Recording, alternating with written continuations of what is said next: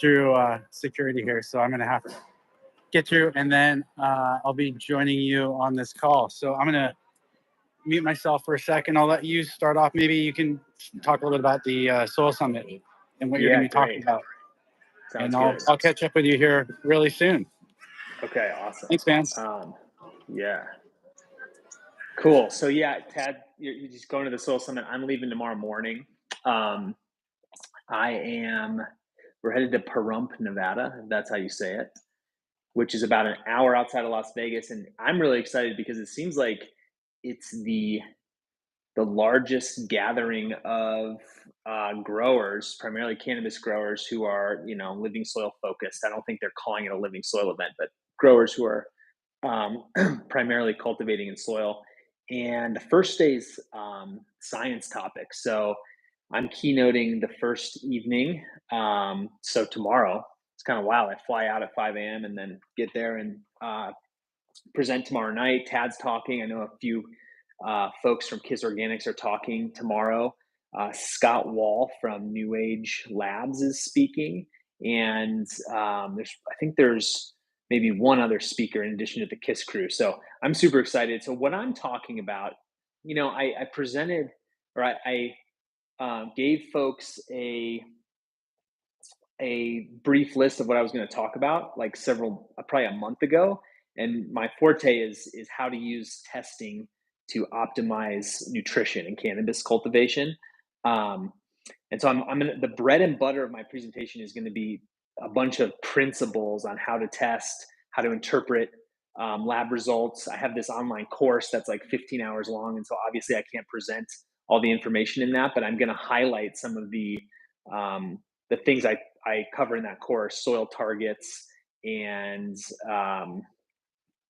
just different principles on how to test and how to optimize nutrition in living soil systems for cannabis production, which for me is primarily what I typically work with is peat-based engineered medias with a large portion of compost.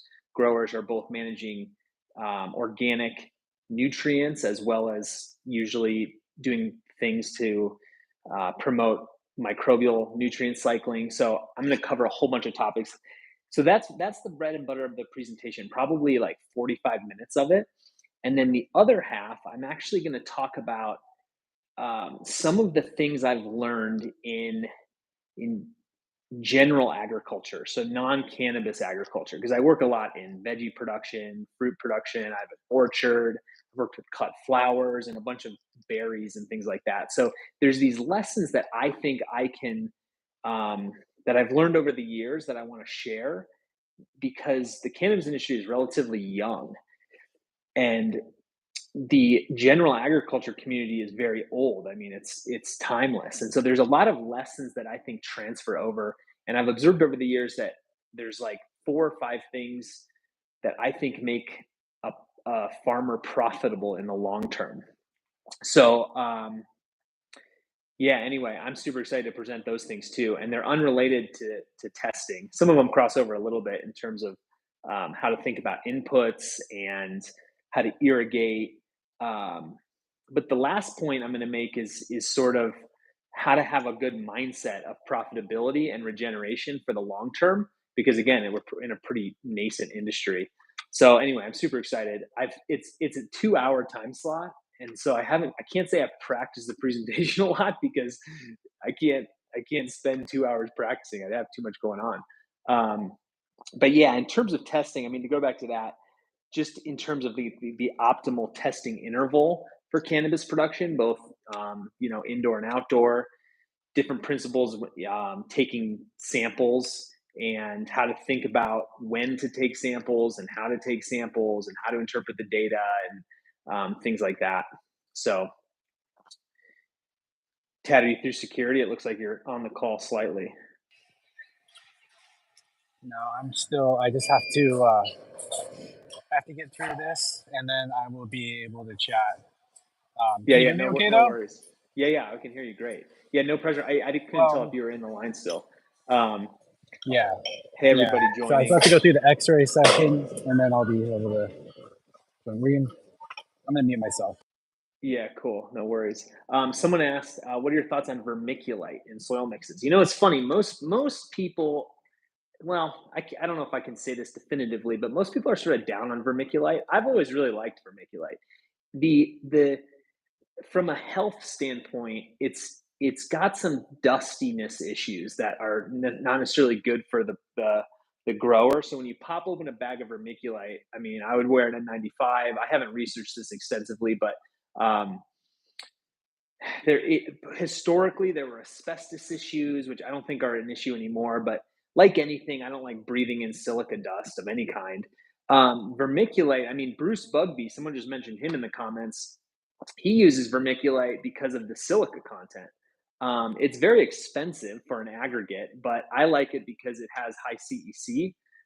For It's like one of the only aggregates that actually has any kind of cation exchange capacity, which is kind of nice. It has a lot of available silica. I like the sort of the squishiness of it. I prefer it over perlite dramatically. I'd say the downside is it's not very natural compared to other stone based aggregates. But I don't know. I kind of like it. I used to use it. I don't use it anymore just because of cost. I don't think it's necessary. I also just have a massive pile of peat-based engineered media that I just keep recycling. So I'm not really buying anymore. And that has all kinds of different mixes in it that I Yeah. test and amend every year to use it. I've never used it just because where we live, pumice is so available, but in perlite. But yeah, I mean, I don't have any issues. I don't know a lot about it. People talk about it having a higher CEC. I don't know if you want to touch on that a little bit. Yeah, that's what I was mentioning. I mean, I've seen papers that, not scientific studies, but just like industry papers that show the CEC of different materials, and vermiculite tends to be very high um, by volume compared to, Could you yeah, go ahead. Honestly, could you kind of talk about that in terms of like compost? I think of vermiculite biochar. When you think of CEC, you look at these charts and they show it being really high, but it's different for these engineered meetings for these living soils. And maybe you could kind of explain Yeah. how we could better understand that. Yeah, I mean, okay, so the traditional definition of CEC, cation exchange capacity, or what's sometimes called total exchange capacity, is a metric for topsoil, and the vast majority of exchange capacity in the topsoil is clay particles that have a very light negative charge, and they adsorb cations, which hold them in an insoluble but plant available form. And so the vast majority of nutrients in the soil are lightly adsorbs to clay, and that's the CEC of a soil, which is typically very correlated to the clay content. However, there are other substances in soil that have CEC, and that's organic matter. So any carbon-based um, organic matter that's pretty decomposed will have both cation exchange capacity and anion exchange capacity. So organic matter has the ability to hold both anions and cations. Again, a very light charge on the outside surface of the organic matter particle. But things like biochar and vermiculite are kind of these like niche products that also have a certain amount of cation exchange capacity. Now, in a topsoil, the amount of those products is so negligible. I mean, you would never use vermiculite, or almost never use vermiculite in a topsoil. And even biochar applied is just it's in such a tiny quantity that it's never going to actually significantly increase the total CEC of a topsoil. But in an engineered media, there is a certain amount of there's a very small amount of cation exchange ability or capacity on compost. So the surface of compost, you can think of that as like the surface of an organic matter particle. The tricky thing about that is it's again, it's not technically cation exchange capacity in the same way that clay has it, because compost is getting devoured, essentially mineralized or eaten, decomposed by microbes all the time. So the shape and the form of that compost is changing so rapidly that the cations that are adsorbed on the outside of that piece of compost are not there long term like they would be on a clay particle. So, biochar in theory is much more recalcitrant. It's not going to be decomposed by microbes, as is vermiculite. It's not a microbial food. So those have very minor amounts cation exchange capacity. But when you use vermiculite at, let's just say, I mean, a Bruce Bugby or some kind of like Cornell mix type of, soilless media would be using it up to like 30% of the mix. So that's a lot. So if there's a little bit of CEC on vermiculite and you're using it at 30% of the mix, you're actually getting a good amount of cation exchange. Looking at some of the comments. So in terms of CEC, I mean, on a soil test, it's such a problematic number. I mean, it's the intention on a soil test is you're supposed to look at the CEC of a topsoil, and you're supposed to back into the nutrient amendment recommendation based on the CEC of the soil, again, of a topsoil. So if you have a CEC of 5, you're going to apply a lot less lime to increase the pH of that soil, because it's just there's less holding sites, and so you can change the pH much easier in a sandy, low CEC soil. The problem is in the soils that we're working in, engineered peat-based medias, they have very high nutrient concentrations. And so when you test, first off, there's technically not like a good CEC because there's no clay. But also when you test CEC, you'll see it change dramatically because the lab is just summing all the cations. And that's how they determine the CEC, because they're assuming all the cations are on clay particles. But when there's no clay in a peat-based media, they're just summing all the calcium, magnesium, and potassium. And so if you apply more gypsum, for example, it'll say your CEC went up, but that's not true. Your CEC didn't go up. So on a soilless peat-based media, I don't think the number should even be displayed on a soil test. It's completely misleading. It's kind of like I think of it as an EC number for just your cations. So EC is really all the soluble salts in your soil, both cations and anions, but the TEC on a Logan test is just the cations. Talking about light.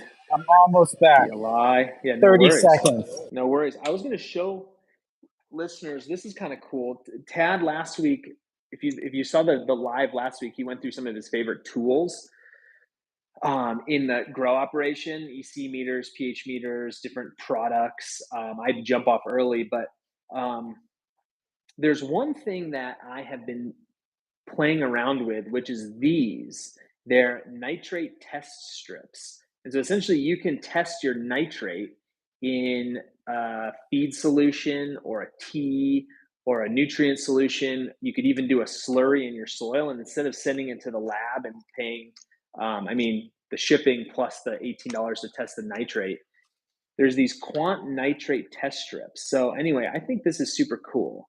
I haven't used them extensively, but this year I'm going to play around with them a lot more. And I just wanted to, for people who are joining, if you're really into DIY testing, these are actually very accurate. It's not unlike They are accurate? pH test kit. Yeah. So I've heard. And did you say is it nitrates, or do they give you all? It's just nitrate. It's just nitrate. Interesting. So I'm interested in using them primarily for solutions. So for example, if I'm fertigating, I'll catch a little bit of my fertigation solution and I'll like see what the nitrate level is. Or if you're brewing a tea, sometimes I'm interested, like when I don't even call it brewing a tea. I like just bubble a solution for a while. So like in the beginning of the year, I do a soil conditioner, which is liquid fish, humic acid, and molasses. And I'm just curious, like after I bubble that for 8 hours, what the nitrate is, if there's any conversion happening. So just stuff like that, home experimentation, I think it's kind of cool. My bag got flagged, guys. So I'll take one more second here. No, but I did have some questions about that nitrogen thing. So one second. Yeah, for sure. I also got a question. So the best way to do a slurry test, it's up to you. You can do it however you want. How Logan Labs runs a paste test is they add water to the soil until it's a pancake-like consistency. They have much better SOP in the lab that I don't know, but it's essentially, the idea is they're standardizing their method of doing a paste test. The point is, as long as you standardize your method of doing a slurry, then it's kind of up to you. You can do like X amount soil versus and X amount water, like 50-50. Problem with that is if your soil is more saturated one time than the next time, then it's not quite the same consistency. You can test the runoff from your beds or your pots. I mean, it kind of depends on what you're trying to test. Um, Add dissolved. So you Gateway to the Garden says, how can you add dissolved oxygen if you're a home grower? I don't know. Honestly, I don't know if you're a home grower. Oh, I'm back. Yeah, cool. Made it. I think that bubbling, it's not that bubbling doesn't work. I just think that it's like, if you bubble it for a while, you'll get an increase in dissolved oxygen, but you got to use it quickly. Otherwise it'll just go back to equilibrium with the atmosphere. That'd be my answer. Yeah, you hit a maximum saturation level with DO levels, and that's so bubbling is. And if I didn't, maybe I misspoke before, but essentially, you can raise DO levels using.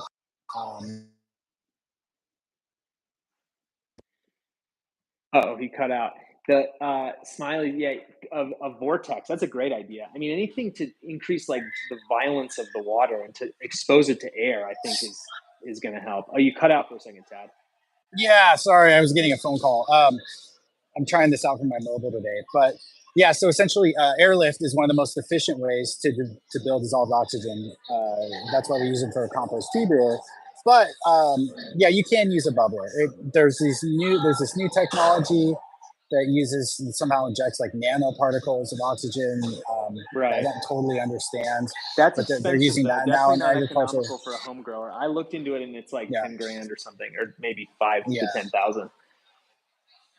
Yeah, but I think bubbling is the best option. Just knowing that, I think the maximum is it 11 ppm? I don't remember off the top of my head, but you're going to hit maximum saturation for oxygen, and then, like you said, it's going to slowly dissolve back out. So you do need to use it right away. So maybe I misspoke before in saying the bubblers don't have much. They do. They're probably the best option for home growers.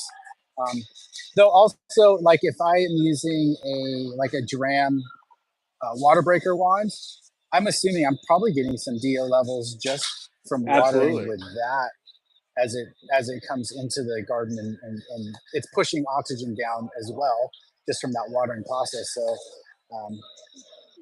I think it's kind of one of those things that I want to start messing around with, but it's not the first thing I look at. 100%. I was about to say, I don't want to dissuade people from dissolved oxygen techniques, but I don't imagine it's the low-hanging fruit. I would bet a lot of money that in almost every single operation, it's not the lowest hanging fruit. It's not the highest ROI action you can take. And again, not to like dissuade, but I think that the amount of oxygen, the plant response from bubbling water is going to be very low. I mean, this is a perfect opportunity where if you actually do a split test and see if there's any difference, I bet my money there's no difference. Yeah, I would agree with that. Sorry, I'm just going back through some of these comments and just catching up a little bit here. I did want to ask you though, I wanted to talk about the bug bee interview because I saw that as well. I watched that too. But before we talk about lighting, the nitrogen thing, did you mention how much those strips cost? I'd have to look. I bought these a long time ago. They're not expensive. I mean, I guess $20 or something. I can't remember the website. It's like a laboratory website. You buy them. They're called Quant. I think if you Google Quant, like M as in Mary, Quant, test nitrates. And there's a bunch more information. Okay. It's accurate to 10 to 500 ppm of nitrate. So it's the range we're talking in. Yeah, it's interesting. Yeah. So two things that I think of is if I wanted to test my soil, I'd want to make sure that my soil had fully cycled or my compost so that organic nitrogen had worked its way into nitrate. So like if I just mixed the soil, I wouldn't want to use that test strip right away because a lot of that nitrogen may not have had a chance to become available yet, at least cycled into nitrate form. So that's one consideration that people should think about. And especially if you have cold temperatures like we do here in Washington right now, that process is going to take even longer. as Bryant, you've talked about, temperature being one of the main drivers for nitrogen cycling. Definitely. But then also the thing that I think would be really interesting with that is to look at compost teas, because I think that some of the benefits that we see from compost teas is not from the biology at all, but just from the tiny amount of nitrogen that we're getting from the Definitely. compost. And so I think that should be accounted for. And I'd be curious to see how high it is with some of these different recipes or compost sources that people are using.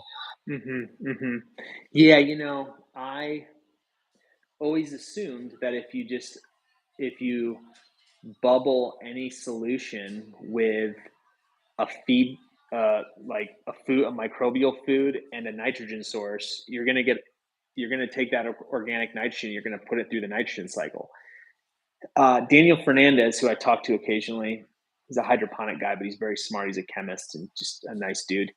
He was telling me that he thinks it's hard to get nitrifiers in a solution like that without inoculating it. But I don't know if that's necessarily true. So anyway, it would be interesting. I mean, it'd be a very easy test. You could essentially just use the nitrate strips and see if the nitrate goes up, and if it does, then you've got the nitrifiers that are taking it from nitrite to nitrate. But it's possible that they're getting stuck at he claims, I believe, they'll push it into ammonium, but then it's harder to get from ammonium to nitrate. Those microbes are a little more sensitive or something like that. So it'd be interesting. I think it'd be an interesting experiment. The ferments I've seen have been surprisingly low in ammonium and nitrate, which makes me think that plant material might be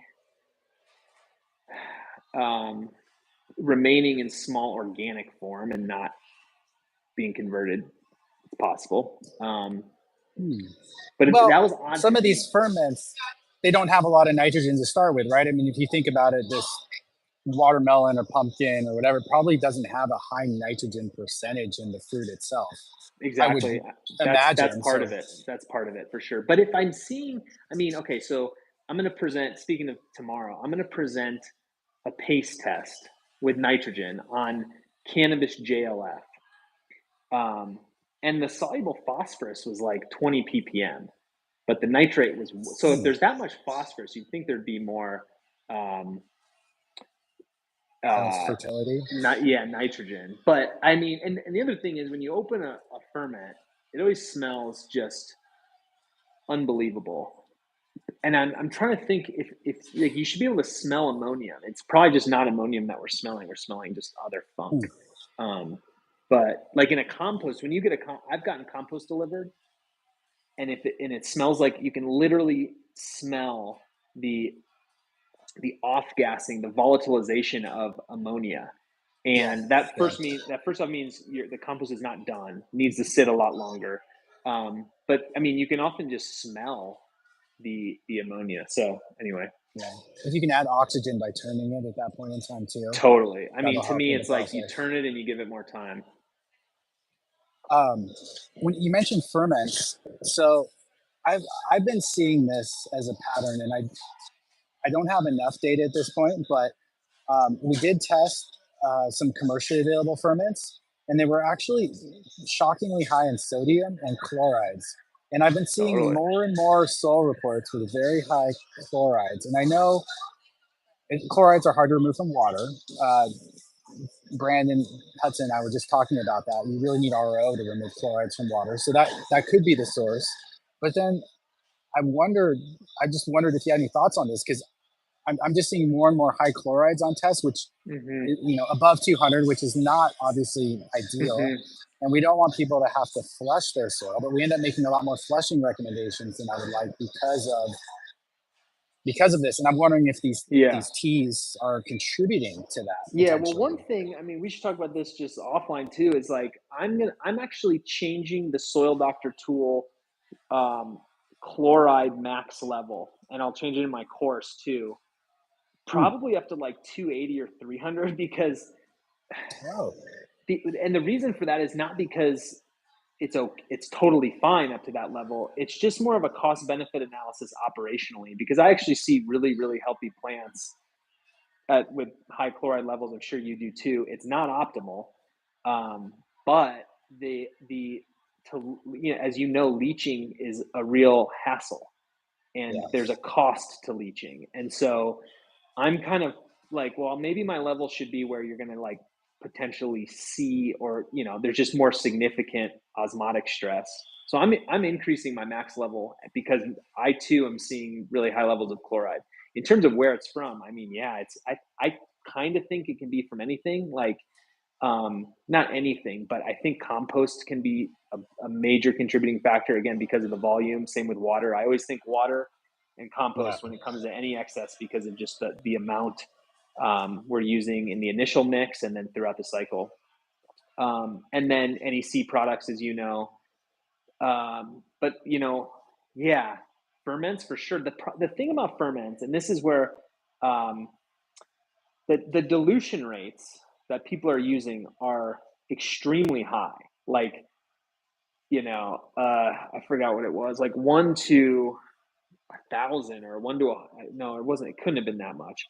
I forgot what the Jadam book says, but if you go to the Jadam book, the dilution rates are extremely high. So I don't necessarily think that would be a major contributing source of chloride, unless people are lowering their dilution rates and the things they're fermenting are high in chloride. Then totally.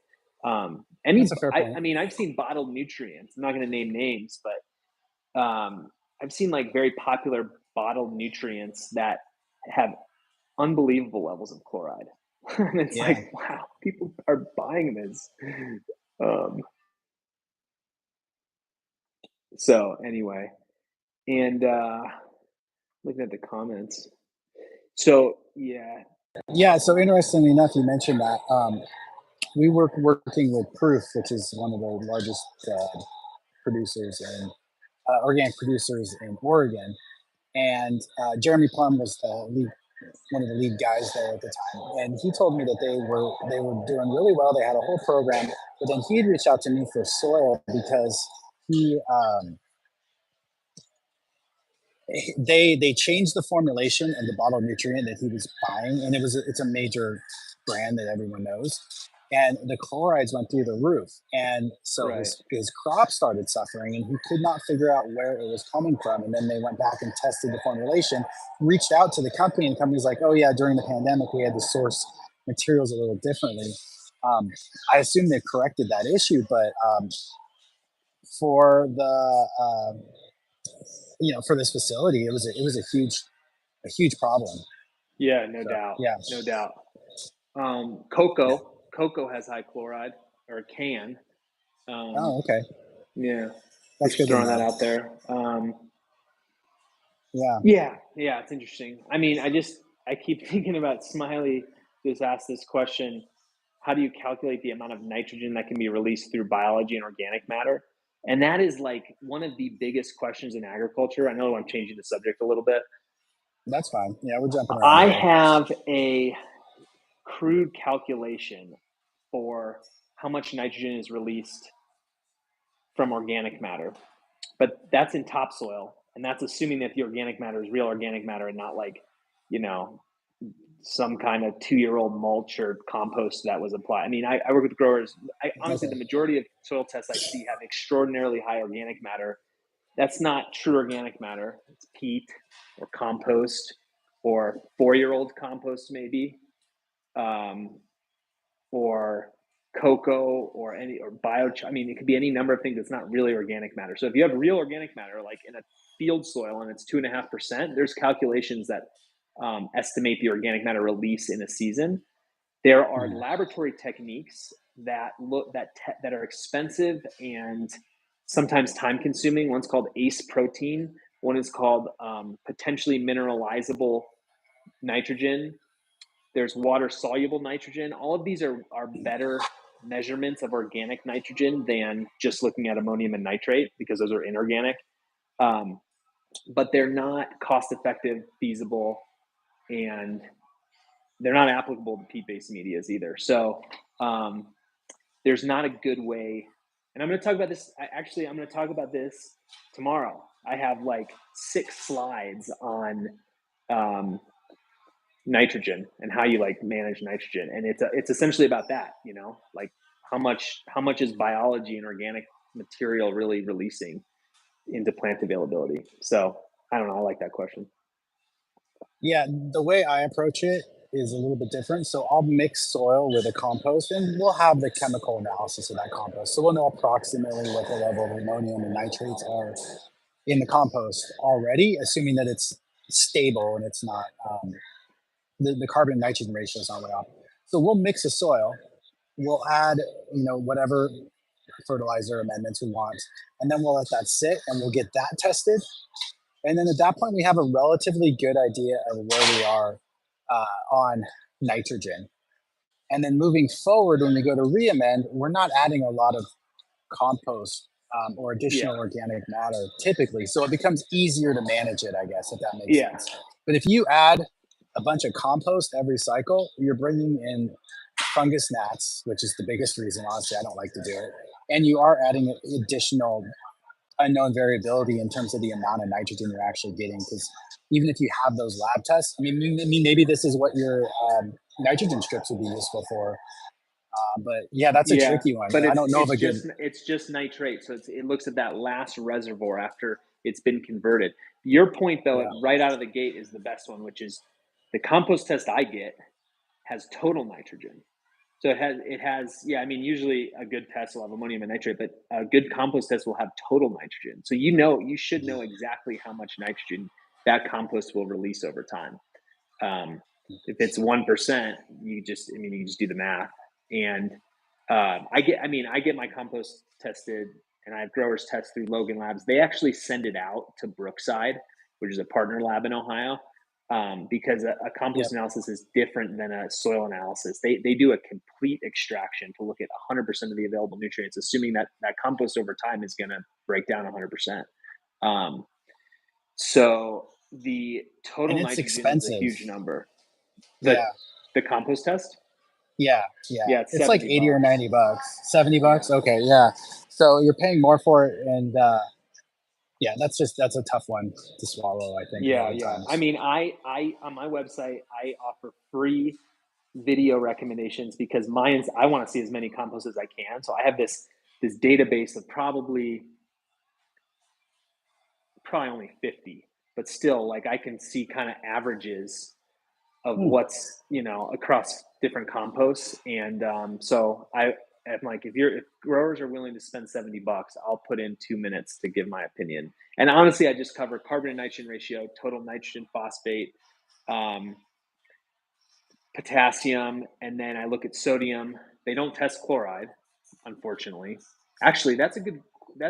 I should talk to Logan about that. If they could add chloride to that compost test, that would be enormously valuable for what we're discussing. That's a good point. Yeah, agreed. So we've been struggling internally at KIS with getting compost. I couldn't get compost from Ole Mountain Fish Compost from November up until 2 weeks ago. So we were just dead in the water, and so I started looking into other sources of compost, and it's hard because there's not a lot of good ones. And so we're approaching it. We have to look at chlorides, but we also have to look at carbon and nitrogen ratio. And then for me, the big one is heavy metals now with a lot of these commercial facilities, and just with medical patients and health in general, we want to know that we have a safe product. So I have recent tests now on the Ole Mountain on Seacoast compost, which is a compost out of Coos Bay, Oregon. It's a biodynamic fish compost. Very expensive, but very clean. I actually just got a truckload of it. And so I think we might be doing like a special limited batch with that compost for people. But that one came back the best. And then I just got some tests yesterday from Lane Compost. Yeah, Ocean Rich. They're in Eugene.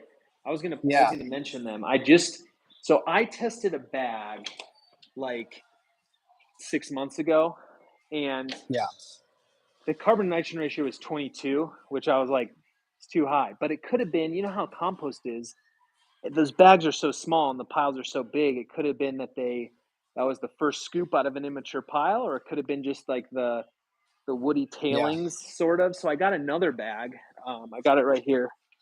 Ocean Rich. Oh yeah. So anyway.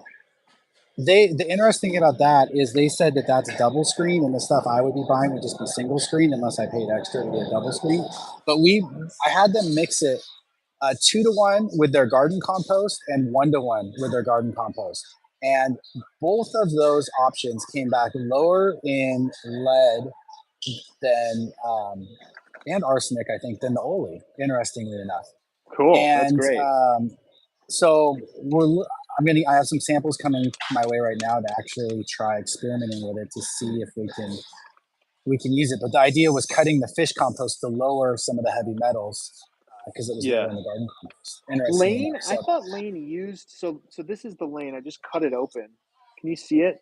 So the first batch I got was like, this is like black. yeah, But it's the same thing. Like that's a pretty big chunk of wood. I mean, it's that not the end of the is. Yeah, world. Like compost has wood in it, but if, you know, yeah. so to me, just that first little handful, like high carbon to nitrogen ratio. Now, if you double screen it, it'll go down because it'll pull all those chunks out, the Yeah. immature chunks out. But Malibu compost. Yeah, what do you think of Malibu compost? Oh boy, I don't know that I really want to get into my opinion on Malibu compost. Okay, that's fine. That's fine. Just Yeah. for the sake of my relationship with people in the industry. Yeah, for sure. I don't think it's I'll just say, I don't think it's a bad compost. I don't love cow manure compost in general. And I think some of the marketing stuff around it is purely marketing stuff. The fact that they bury a cow horn, I don't think suddenly Well, I was going to say the same potentates thing about that biodynamic stuff that you were acres. the Yeah, other one and you that's the mentioned. thing. I'm Totally. like, don't pay the premium. That is a valid point. Yeah, it's a valid point for both of these combos.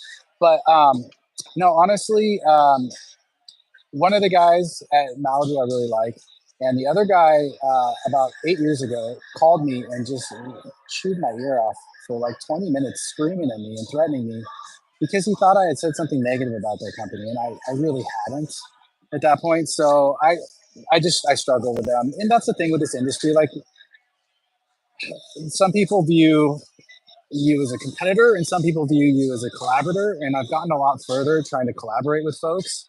I mean, technically you and I do the same thing. We both offer soil analysis. We both sell amendments, but I found working together is better than trying to fight. So tomorrow I'm giving this presentation, right? And I've thought a lot about what I want to say. And it's tomorrow is the science-based day, and I'm keynoting the science talk. So but I have literally 20 minutes of my philosophy on what makes a profitable grower and a profitable just business person long term. And it's literally about what you just said. And so I'm going to be talking a lot about like how, when you try to like find abundance in a world of scarcity and work with other people and try to lift each other up, like you get further faster. And it's counterintuitive for I think a lot of people in this industry. So anyway, I'm glad you said that, because I'm like, that's what I'm going to talk about for like 15 minutes tomorrow. And I hope that people are open to it, because it's definitely not science. It's just my own pontification. But I'm a staunch believer in that, in trying to lift everyone else up. And by the way, I just saw another comment by Jim D on Coast of Maine. So Coast of Maine, I found, is probably like the go-to compost, definitely in Maine, but in sort of the Northeast. Vermont Compost Company was for a while, but for whatever reason, now I'm seeing like dozens and dozens of people using Coast of Maine. I haven't seen it, I haven't smelled it, I haven't touched it, so I can't like give a strong opinion about it. But I will say that it's very high in magnesium. And so I can't think of a grower who uses Coast of Maine that has less than like 50 or 60 ppm of magnesium on their paste test. So it's not a bad thing, but I would say moderation is better. I would use that 30% of my mix. I would say use it wisely. It's not a low nutrient compost like the Malibu. I think it's not hot either in nitrogen, but it brings in a lot. It can be. And I think they may have fixed this, but there was an issue a few years back with the nitrogen toxicity with one of the growers I worked with that was using Costa Maine. And they tracked it back to the compost. But maybe that's been addressed. I like the guys over there. I haven't used, just like you, I haven't used the product. I've only seen tests with it. I did see that nitrogen number component kind of float around more than I would have liked. But I think as a grower, if you're watching that, then I think it's something you can absolutely work with. Yeah. New England Compost is one that I'm really excited about. I'm actually working with them right now to try and come up with like an East Coast mix as a limited release, because I think he has a great compost from the tests I've seen.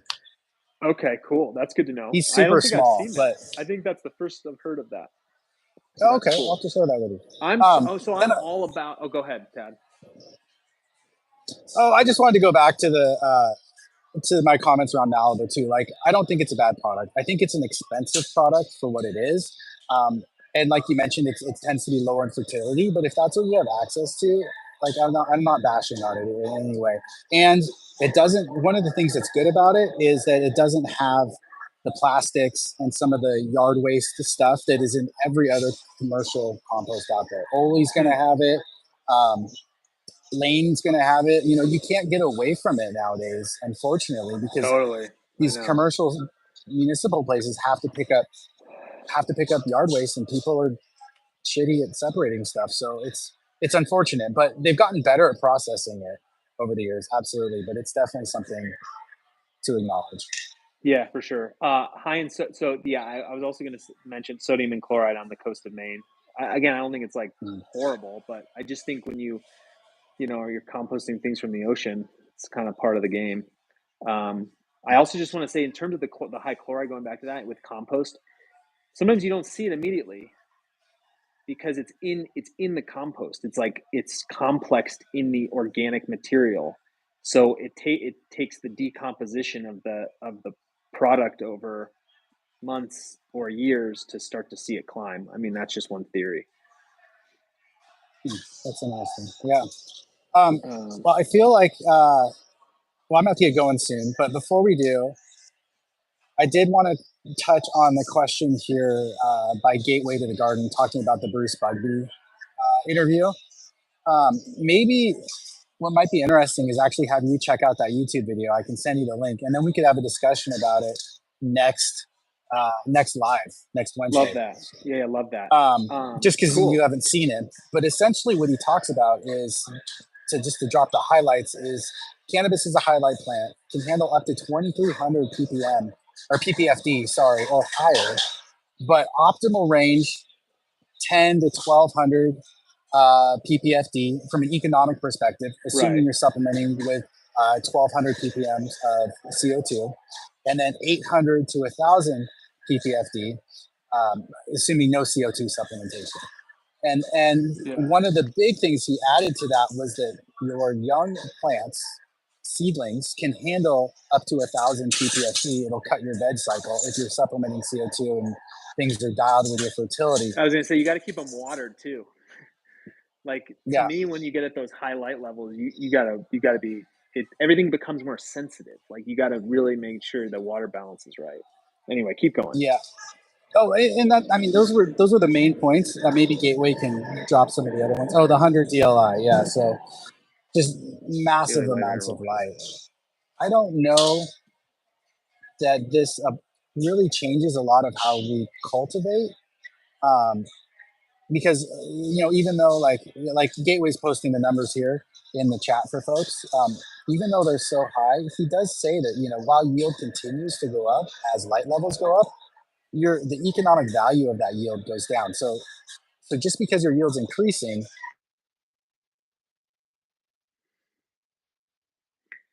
Yeah. Tad, you cut out again. That's a great point. My wife is there calling. you are. You're back. The amount of basically it's not. I'm not saying this right, but the yields are going to go down for the amount of light you have to add to a point to where it's not economically feasible to spend that much on electricity. And honestly, that point right there is something that cannabis growers should think about more and more, especially if you're in a market where the price is kind of collapsing.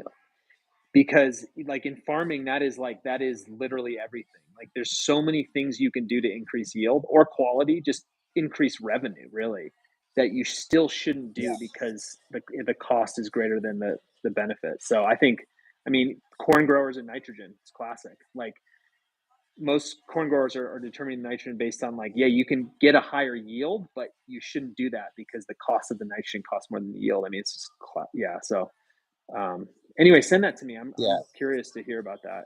I'll listen to it. Yeah. And it fits with the research. I mean, going all the way back to when I interviewed Allison Justice, and the research she did is they found sort of 1,000, 1,200 is really a good range. Yes, you can push plants harder than that, but ultimately, it may not be to our benefit.